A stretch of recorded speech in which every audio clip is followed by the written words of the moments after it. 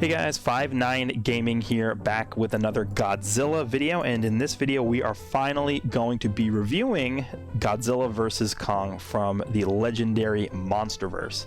And this is going to be a spoiler review. I am joined by Varied Geek. I am Goresh, and yeah, I watched this movie yesterday. I assume you also watched it yesterday or the day before. We have a lot to talk about here. By the way, it is a spoiler review, so if any of you are here and haven't watched the movie yet, or you just don't care about spoilers, recommend, if you're conscious of that sort of thing, then click off. If not, hope you enjoyed the video.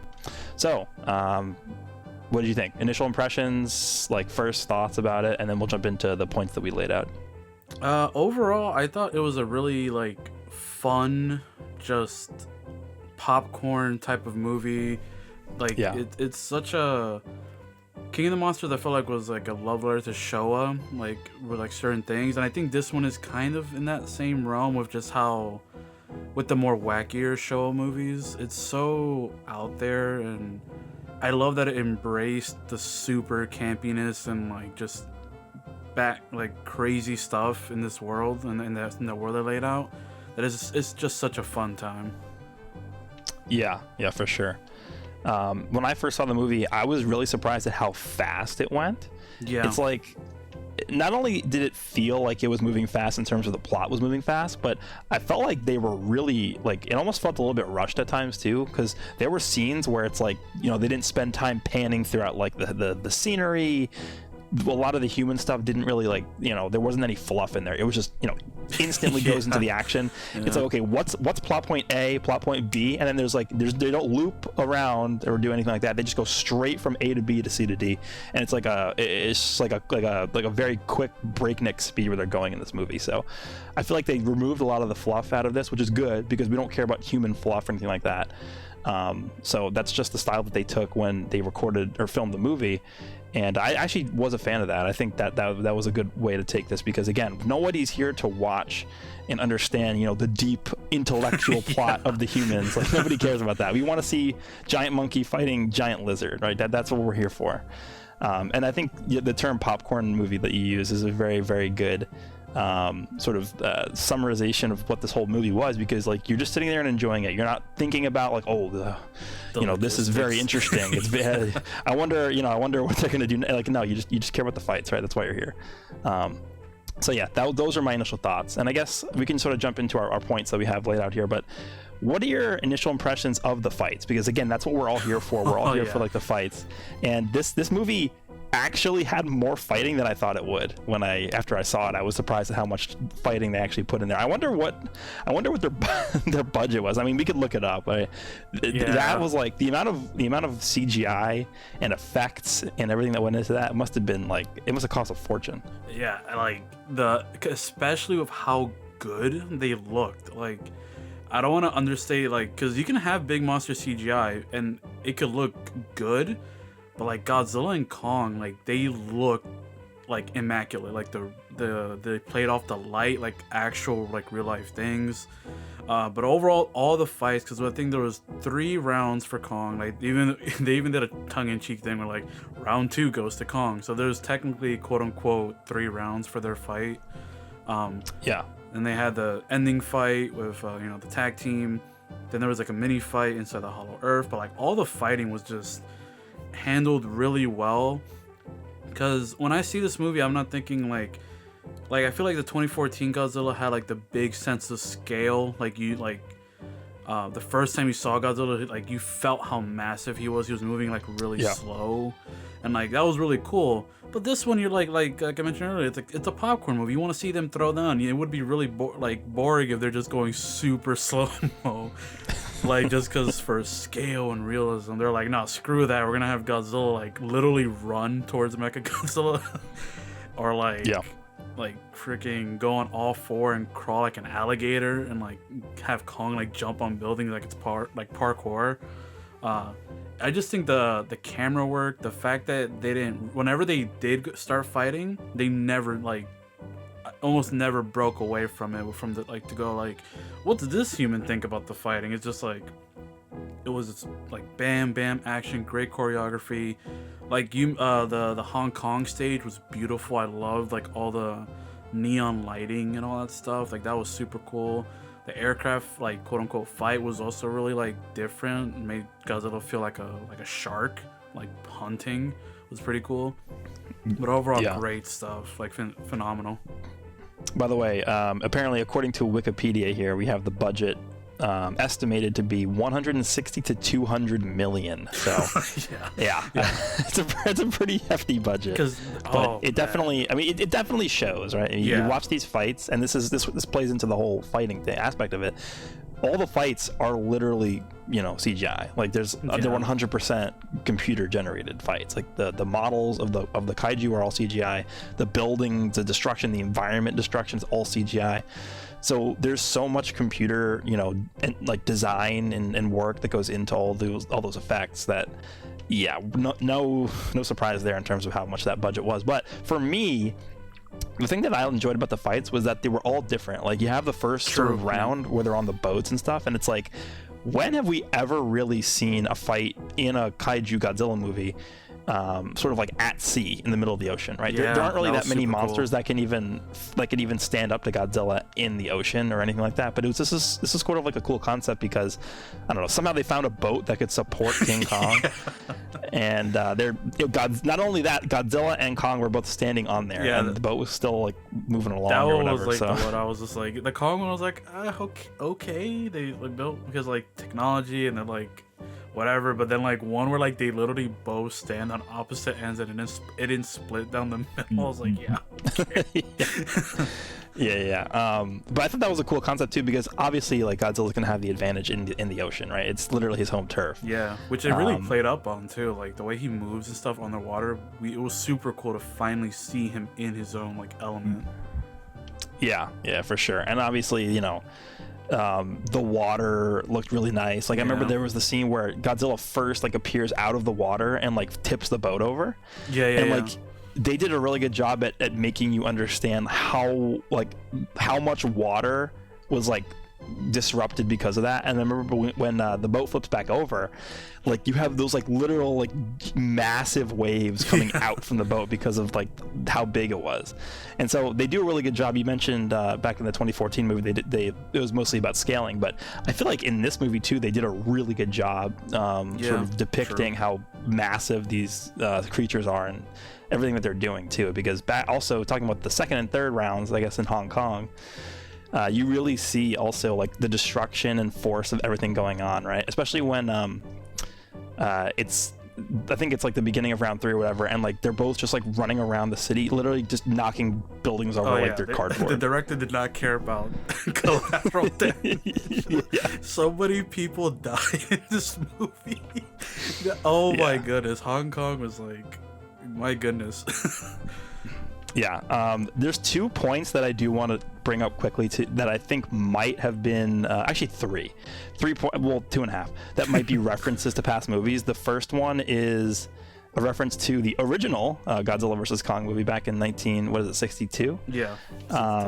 Where I remember when they were like had to play dead or whatever because of Godzilla, and then they made him go away, and they were trying to figure out how to transport Kong to the Hollow Earth, and then they ended up using planes, and that's how they not planes, helicopters. And that's the same way they did it back in the original movie too, but they used balloons or whatever.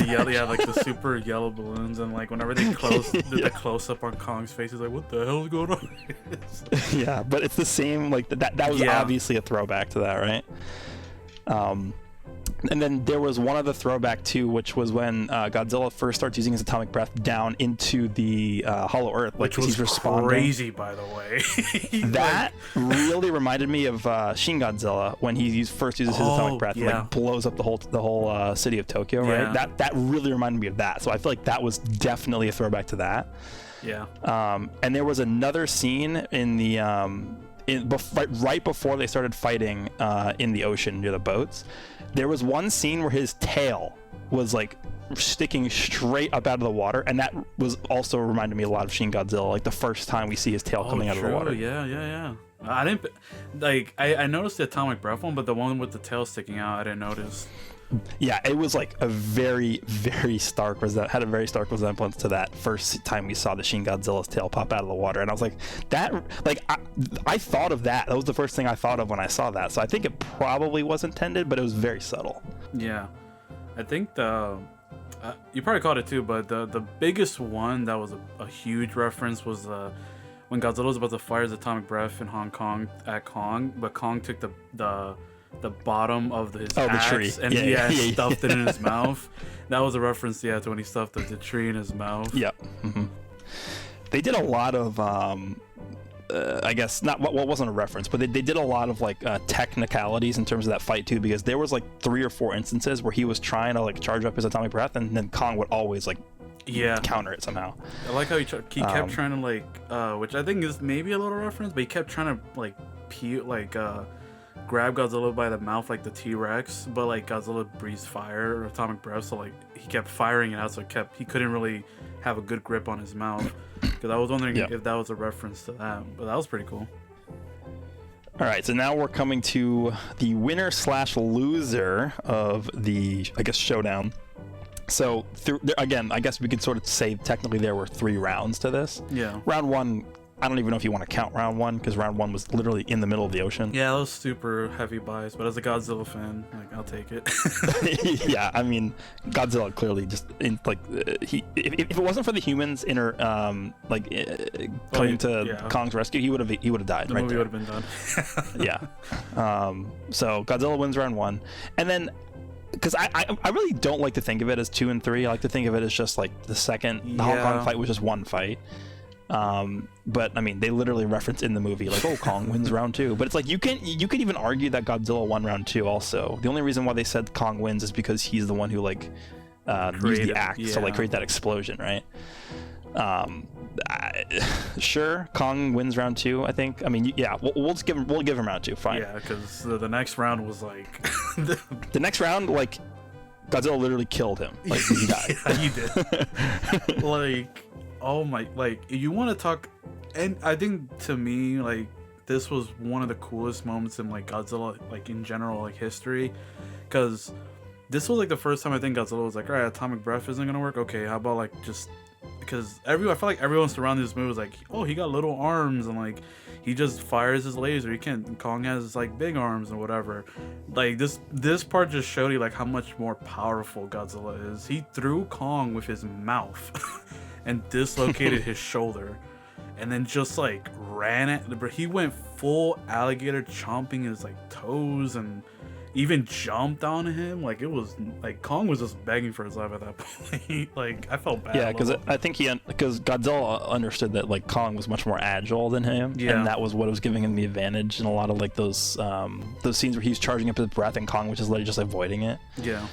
And then he also had an axe, right? So like you can't just be an open target standing there waiting to get hit by like an axe, otherwise you're just gonna die. He did get tagged once by the axe in the leg, but he didn't even. He literally just ripped it out of his leg with his mouth and threw it somewhere. Yeah, he was just like okay. Yeah. But yeah, I like that a lot as well. But in terms of like I guess Godzilla being the ultimate winner and Kong being the ultimate loser, what do you think about that? I think it was logical because, like, putting Godzilla bias aside, because I do love Kong. Well, Kong, I mean, for all intents and purposes, this was a Kong movie. Like, when you look at it, right.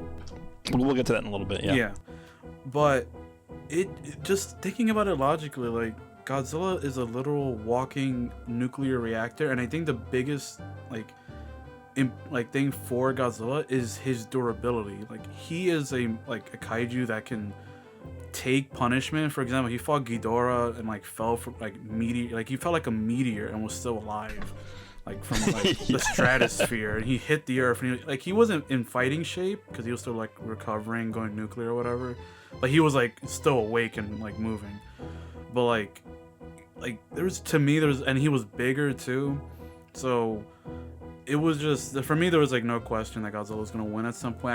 I knew Kong was like agile, but I think at a certain point, like, Kong's durability was gonna give way because Godzilla is just too resilient. Yeah, and I feel like there's two reasons they went down the path of just giving the win to Godzilla. The first one was because of the original movie. In the English version, it sort of implies that Kong was the winner. Because what happens is, if you guys haven't seen the original movies, they both fall into the water off of a cliff, and you see Kong swimming away, and there's no trace of Godzilla anywhere. Now, Godzilla obviously lives in the water, so maybe he just swam away underwater. We didn't see him. Yeah. But it's implied that Kong was the winner because I think the end screen of the movie has Kong's roar, and that's it. No, he's like he gets out the water and is like swimming away or something. This movie's ending or the original is like super contested. There's like so many stories with who won that fight. But I guess for me personally, I would just say Kong won it. I guess because you saw him. I think you could argue that it was a draw or a tie or whatever, but if you're gonna argue one way or the other, Kong definitely has the advantage in that first movie. Yeah. So maybe they decided to give Godzilla the win in this one because they wanted to quote unquote even the score there. And then number two, if you look at the MonsterVerse as sort of like one project, right? We have Godzilla 2014, we have Kong Skull Island. So those are both, the origin movies of both monsters. Then we have Godzilla King of the Monsters. And now we have this movie. So Godzilla has one more movie than Kong does. So at this point, Godzilla is sort of the main character of this universe. Yeah. And I feel like that might be another factor that went into deciding that he would win this. And I think it was also another, like, I guess my own, like, headcanon was, I felt like because it was such a Kong-focused movie, you don't really, like, you do, I would say you do get a lot of Godzilla, like, in like, moments, but you don't, like, he's mostly, like, in the water swimming until something, like, calls him. So I felt like that was another reason maybe is that you don't really get to, it wasn't really a Godzilla-focused movie. So I think maybe that's another reason why, but I mean, it was a good fight. Yeah, for sure. Great fights. All right, let's talk about the plot. And by the plot, I mean the plot of, I guess, the Hollow Earth thing and just how their confrontations go down in terms of what brought them together and Mechagodzilla, because this is where we're first going to start talking about Mechagodzilla. So what are your thoughts on Hollow Earth? Because the Hollow Earth concept is something that didn't exist in the Toho universe. So this is something that's completely created by Legendary's MonsterVerse and their team, their writers. And for me, it sort of reminds me of like Journey to the Center of the Earth, because it's just like this I guess second Earth inside the Earth. It's really weird. I don't know. I personally love it. I just wish more of the movie was that. Like, I actually love the pacing of this movie because it's like super short, digestible. You could watch it quick, and you can, like I said earlier, a popcorn movie. But I wouldn't mind if they cut some of the other human stuff away, and did more Hollow Earth things, because there were some interesting things, like different creatures, the gravity, and it looked gorgeous. So a lot of the budget went there too. And then, like, one thing was where Kong, when he got to like the actual temple and stuff, like that was really cool. There's lore there. They even hinted that maybe, it's still radiation because that's what the doctor lady said. But when Kong puts like the axe in like a specific slot in the temple, it created like a Godzilla ring around the chair. But it was drawing out like radiation, and Godzilla could sense it. So there was like, maybe there's a hint there at Godzilla's like power source and like what quote unquote exactly it is, or like, kind of like his origins, because we know from the last movie where Godzilla, like, he had like his sea temple and they revered him or whatever, but that's the most we got really of him, as opposed to Kong, where Kong, we know this is like Kong's home, we know his ancestors built this, he had like fun going around the entire environment. But Godzilla, I wish we got more like of his connection to the center of the Earth, or the Hollow Earth, because he obviously has a connection, considering he sensed it and just shot a laser straight down. So I just wish we got a little bit more of the Hollow Earth stuff, but it was super cool. I don't know. I want to know how they have a sun down there. Like, what's that about? Sun, clouds, like they got like, it's all There's weird. a sun inside the Earth now, I guess. I guess. But yeah, I think for me, the whole Hollow Earth concept is interesting.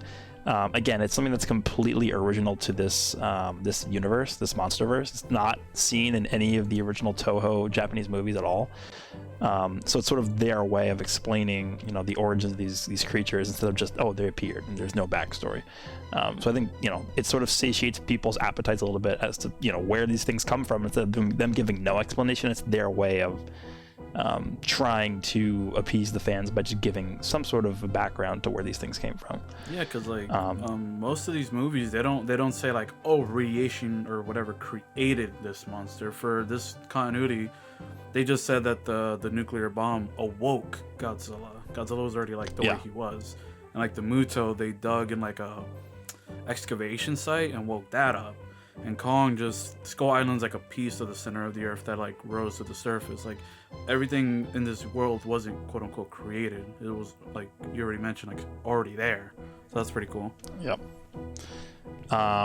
Okay, so that was sort of the Hollow Earth, I guess, side of the plot. The other side of the plot was the whole Apex thing with Mechagodzilla.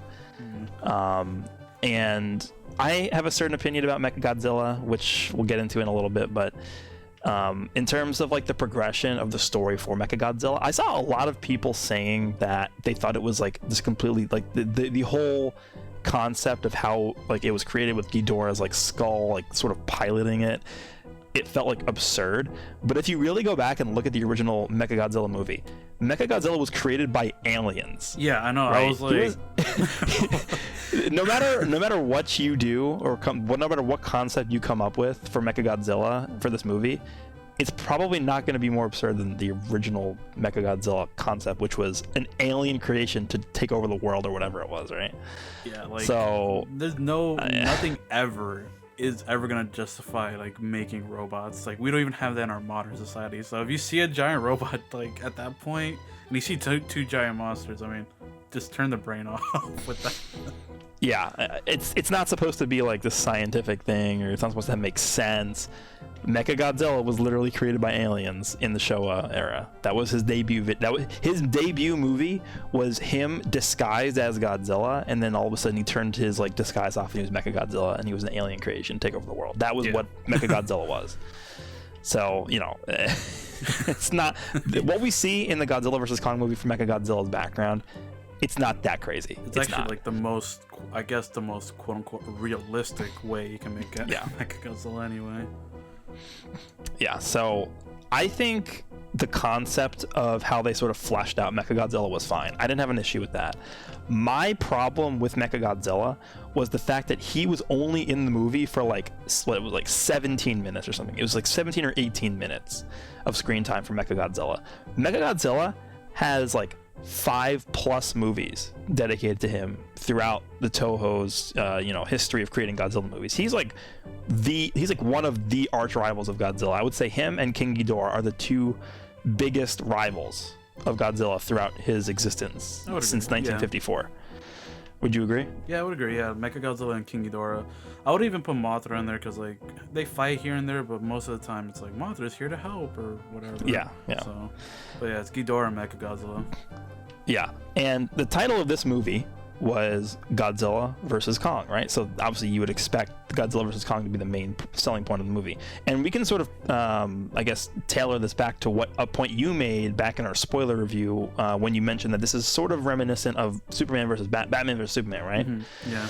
Where it's like the film is marketed as these two heroes fighting each other. The two heroes in this instance being Godzilla and Kong. But the ultimate end of the movie, or the ultimate, sort of like, collective thing that happens at the end of the movie is that both of the characters fighting each other are teaming up to fight a bigger threat. And that's literally what happens in Batman vs. Superman with Doomsday, right? And that's the same thing that happens in Godzilla vs. Kong with Mechagodzilla. I don't think it works in this movie at all. I don't. I think what they should have done is they should have focused exclusively and solely on Kong versus Godzilla, and then hinted at Mechagodzilla for the entire movie. Don't show him, don't do anything. Maybe throw some hints, maybe like 3 or 4 to 5 hints in the movie. Maybe have, I don't know, they go to the Apex facility and they see him there, but they don't actually do anything about it. And the movie goes on as Godzilla versus Kong. There's a definitive winner in Godzilla beating Kong, and Godzilla decides not to kill him or whatever, and then they just go their separate ways, and that's the end of the movie. Yeah, like I think they could still have the same ending without Mechagodzilla, where Kong could stay on like the Hollow Earth or whatever. Like, yeah, just to summarize what I'm talking about, my biggest issue with this movie is Mechagodzilla essentially served no purpose in this movie. Zero. I think it was a little bit insulting to the character because of how respected and how much screen time he got in the Japanese Toho movies. And Mechagodzilla is like a staple arch nemesis of Godzilla. He came in, he was like trashing a like exhausted Godzilla, and then Kong comes in to help, and that's it. Like what does that accomplish for this movie? I mean, it was a cool fight scene. The fight, I'm not bashing the fights at all, because the fight scenes were crazy cool. Yeah. The fights with the Mechagodzilla's abilities. Imagine an entire movie where you see more of Mechagodzilla and you can see more of his abilities. You get more in depth in terms of maybe Ghidorah controlling him, and then you go deeper and deeper into that background as well. Because that's what I would want to see. I mean, I was really interested in his abilities and stuff too. He has like the rockets, the jetpack stuff that makes him like propels him. Yeah, they actually did a really good job in terms of designing Mechagodzilla for this movie. I originally saw the toy design for Mechagodzilla, and I really did not like the design. Yeah, I still kind of have an issue with the hands. I didn't really like the claw hands at all. Yeah, they just spun around and like did like some blue energy punch a lot of the time. I thought that was fine, but yeah, I didn't understand what it was really doing with the claw hands. It was just mainly just a grab. I didn't really have a major issue with the design overall. I thought they did a really good job with Mechagodzilla. I would want to see more of Mechagodzilla. Unfortunately, we're probably not going to. But yeah, at the end of the day, my biggest gripe is that they didn't do the character justice. He served almost no purpose in this movie.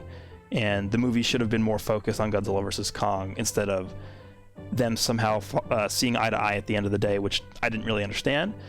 And it sort of took away a little bit from their fights throughout the movie. So that was my issue with it. But other than that, the movie was incredible. I liked the movie a lot.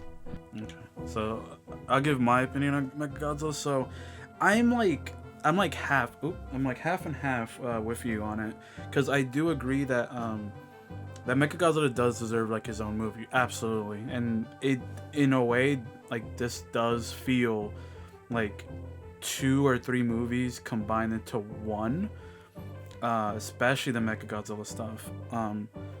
But the reason I don't have really that much of an issue with Mechagodzilla, I guess for me, is just that he still had that intimidating presence that I really like from Mechagodzilla, because like you mentioned before, it was a tired Godzilla and a tired Kong. But even my only problem was really like the way they beat it, because if not, Mechagodzilla was literally gonna kill both of them, because he was gonna kill Kong, or like, but then they're like, oh, spill alcohol on the thing, and and I was like, that was the one that was just like, that threw me out for Mechagodzilla, because overall, like you said, like he like jet propulsion, like he rocket punched Mecha. Can I just say that again, durability is Godzilla's forte, because holy crap, Godzilla, he took a beating. He gets like destroyed. Like there was one shot where Godzilla ran and he like dodged, or Mechagodzilla dodged, and he got grabbed by the tail and then swung around like. And shout out to the beam clash, that was super cool. That was a nice like throwback, because they always did beam clashes in the old movies. Yeah. But like I do like it, but the other, like in the other half of me is just like I agree with you, where I'm like, I would have loved to see a movie, because the reason I say it feels like another movie is because the villains, I guess this kind of leads into some of the human stuff, and my like probably gripe is just that literally the villains have, it is the most cartoonish, like you could probably say they did it on purpose, but like mustache twirling villains I have ever seen in recent memory. Like they literally have zero motivation. The only line you get from like the guy in charge was like, now we will be the apex people, and we're gonna be the humans are gonna be at the top of the food chain or whatever. That was literally it. That as far as motivation goes. Yeah. But well, okay, because I feel like the reason why they put Mechagodzilla in this movie, let me back up. The reason why they even went to the Hollow Earth in the first place was to get the energy for Mechagodzilla, right? Yeah. So it's sort of like that the Mechagodzilla being in this movie is sort of the plot point that drives a lot of what happens in the movie. Like, they wouldn't be going to the Hollow Earth if they didn't have that Mechagodzilla, goal at the end of the day. I just don't think it needed to be in this movie. I think they could have done everything the same, except the ending just didn't need to have Mechagodzilla in it. Like, it just didn't need to. Yeah, I agree. I can agree with that, because like they could have just said, we're gonna find Kong a new home, and then this is like and then it would have been like the scientist lady that would have went to the geologist guy or whatever. Nathan Lin, I think, was the guy the guy's name. And yeah, or they could have just had the same plot too, and then they just had Mechagodzilla appear in the next movie.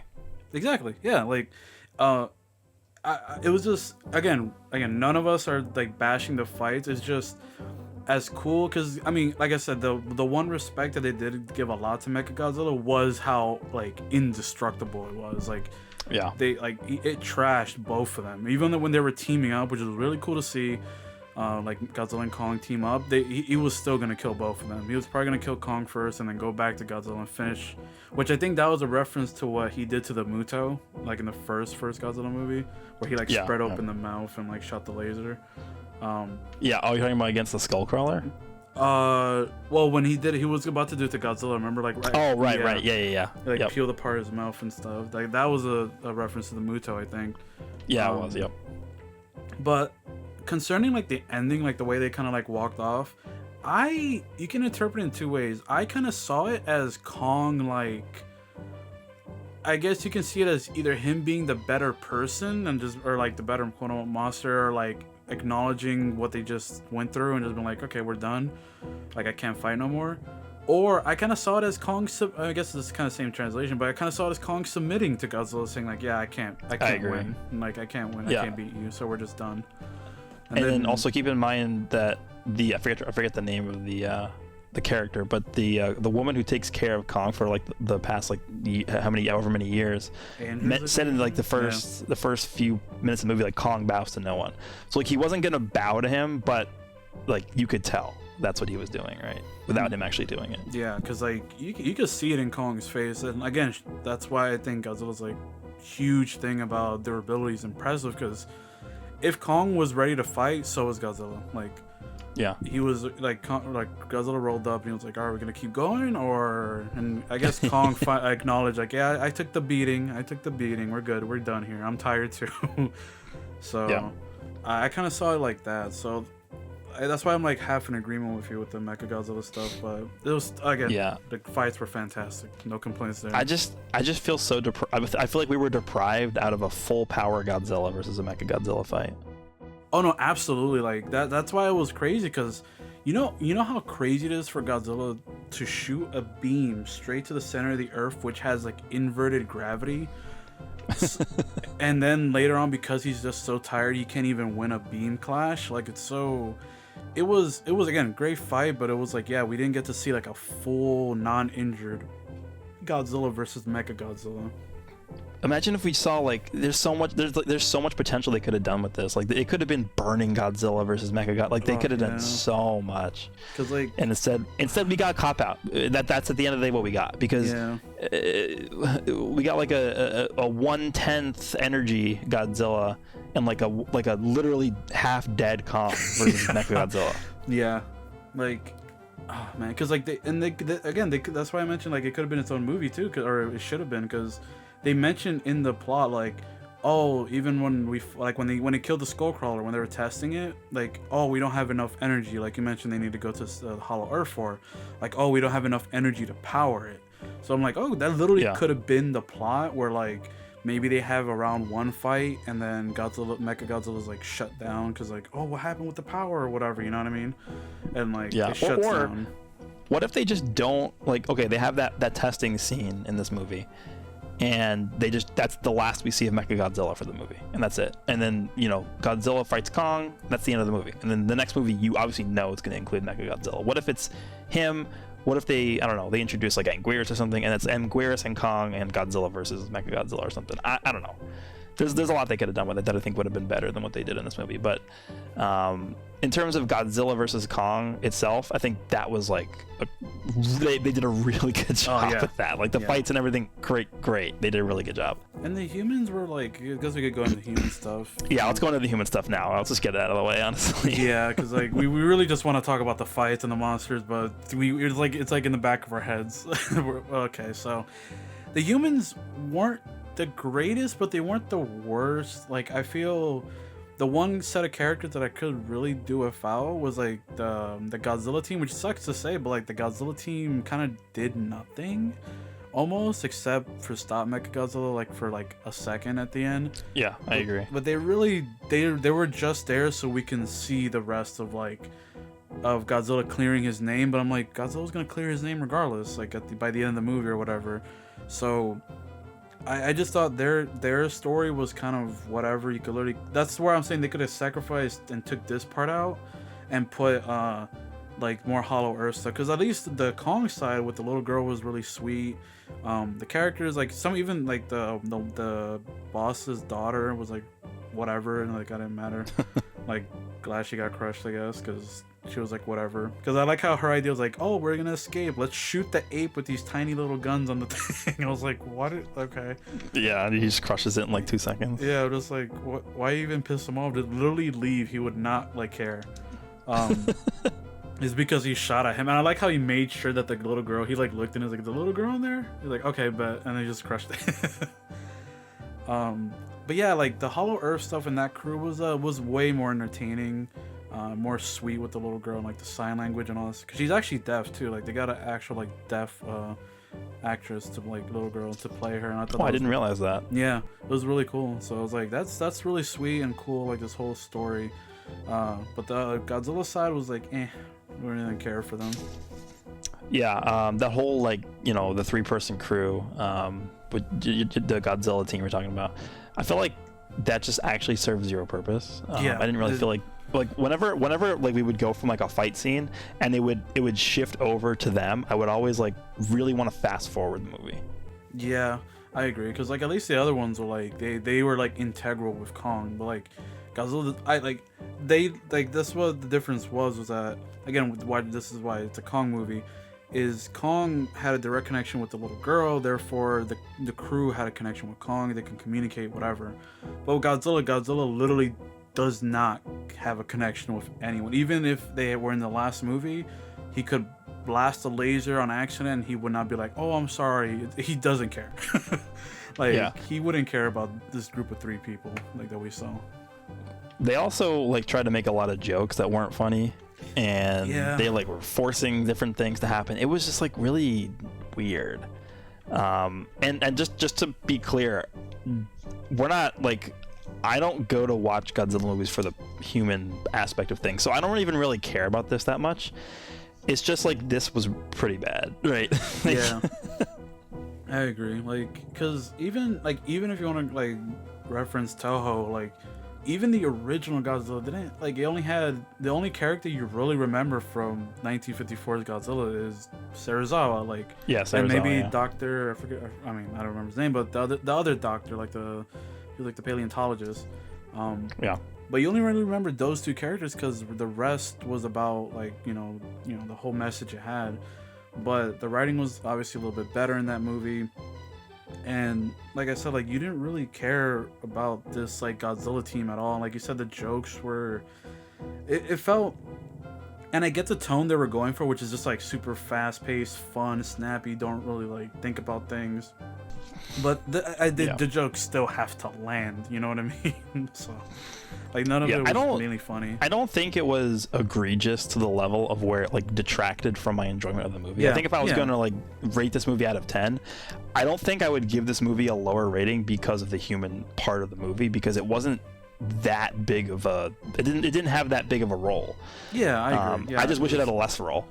Honestly, it's like weird. It's like you don't like it, but you didn't hate it, so you wouldn't mind. You don't mind that it's there, but you wouldn't mind if it wasn't there. Like it was fine. Like you said, I didn't find myself going, oh, these are the worst people ever. It's just like they were just there to give us exposition, which we could have just saw from the villain's POV. Which shout out to Yeah. the word they have a giant robot and psychic uplinks, but they have the worst security I have ever seen for such a airtight like secret facility. Like, you have two kids and an adult conspiracist running around the entire like place with no security. I think one other thing to mention quickly about the human aspect of the movie was, keep in mind, we talked about this earlier a little bit, that the budget for this movie was ridiculous. So it's possible they were using a lot of the human scenes to sort of buy time, so they didn't have to include more of the monster scenes, because they were probably considering, they were running on a tight budget, and this is a way they could save money. Which is, it's conceivable that might have been what was happening there. But regardless, I think even the producer or the director or someone came out and said that they wish that they had done less human stuff. The director said like, for that we should be seeing like less and less humans as like in the more MonsterVerse movies comes out, and he said like we're ready for it. I half agree, like, because it's not hard to write good human. No, I guess not hard. I mean, I'm not a writer, but it shouldn't be too hard to write just fun, like acceptable characters. Because in a way, I do like people say, "Oh, we don't need monsters," like, but with these characters, sure they don't really talk. Like maybe Kong, but he's the last of his species. Who's he gonna communicate with by himself, like in the mirror? So it's like they need something to like have a decent like vehicle to help guide us a little bit. And I don't mind human characters, just make them at least a little bit more memorable, more fun. Like that's what I liked about Kong Skull Island, because like those characters were like John C. Reilly, Tom Hiddleston, and all, like they were. Yeah, I agree. That was really actually fun. They did a really good job with the characters in that movie. That's a good point. Like those characters are the best. Like aside from Gia, because Gia was the best one in this movie, the little girl. She didn't talk. Yeah. But she also, and then the emotional connection and stuff, like she was like the best one with all the people there. But like there was only like one joke I laughed at, which was like the coward sign language thing that like paid off in the end. That was like cute or whatever. Like, okay, that's fine. But like Kong's, like they should look at Skull Island and be like, okay, this is how we do it. Because they expanded on the lore by talking to like the Iwi people on Skull Island. Because in this movie they literally say, oh yeah, the storm like took over Skull Island, and all the people that you saw on Skull Island are dead except for the little girl. I'm like, okay, like that's it? Nothing, like, well, that's kind of important. That's like, that's like a whole civilization gone. Yeah, and that's actually a pretty good segue, because you mentioned the director mentioned that in future movies we'll be seeing less and less human stuff. Let's talk about the future of the MonsterVerse real quick, and I think we'll end up wrapping up the review with this. This movie did not have either a mid-credit scene or a post-credit scene. I believe the director, it was named Adam Wingard, I think. Yeah. He came out and said that there was a reason for that. Did you recall what he said there? He said that it was a wait and see approach, basically saying they're waiting and seeing how this movie gets received, how it gets received in the box office as well. And again, it's kind of weird in this climate for movies, because I don't know how exactly streams equate to how much the money the movie's gaining, and I guess all the new subscriptions for HBO Max and all that, and all the different paid VOD stuff you can do in different countries. Like it's very weird. So they're just in a wait and see approach with this movie, because like I mentioned, I don't know if I mentioned it here, but I mentioned it probably off camera or whatever. With King of the Monsters, it got received pretty poorly, which I still don't agree with, but that's my own opinion. It was like 43% quote unquote Rotten Tomatoes. So it was like, it wasn't really received well by a lot of critics, and it made back its money by like a smidge. It wasn't a complete bomb, so it didn't make its money back, but it was like by a little bit. Like I think it barely broke even or something like that. So, but the problem was Godzilla vs. Kong was already in production when that movie came out, because Godzilla vs. Kong was supposed to come out last year, like September or something. So it was only like a year apart compared to like 5 years from the first Godzilla to the next one. So Kong vs. Godzilla was already in production and getting, it was probably already wrapped up in filming, and they were doing VFX. So there was no way to stop that train. So that's why this movie I think is more in a wait and see mood or moment.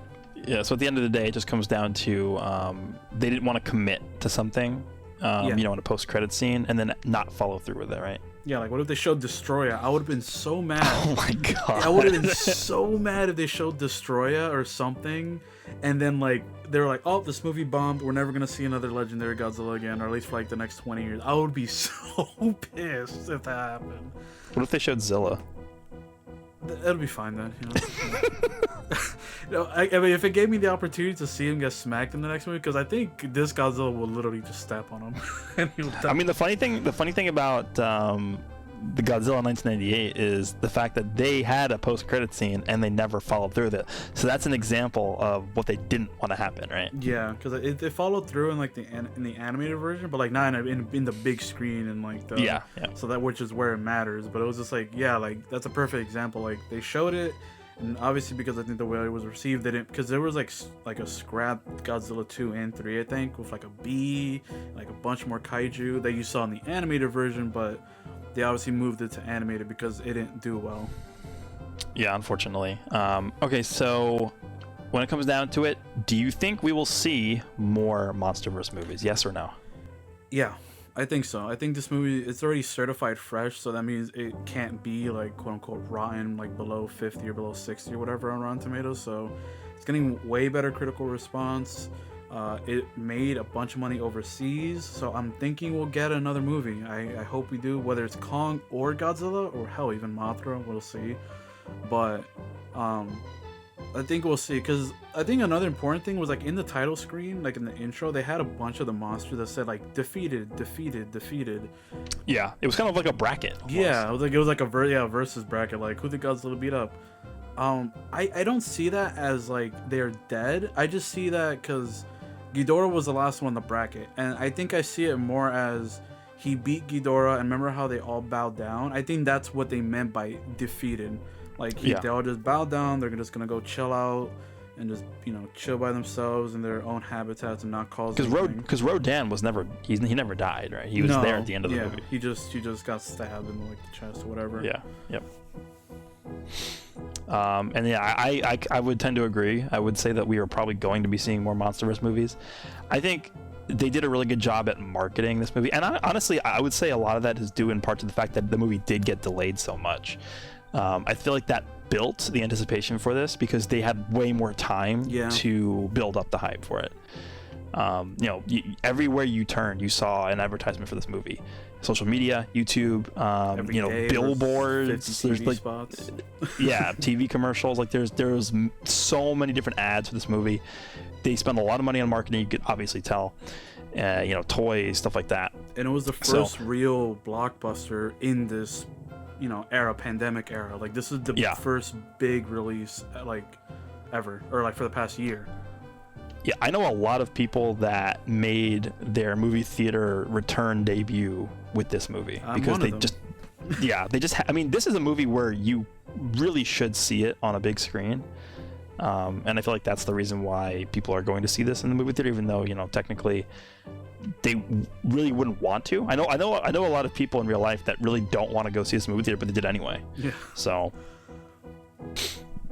I think that by itself says a lot about it. Yeah, but I wasn't like, even for movies like Tenet, like a Christopher Nolan movie, I wanted to see it, but I was like, I don't really trust it too much. Even I was like, look, this is 1 in 50 years that we get to see this movie.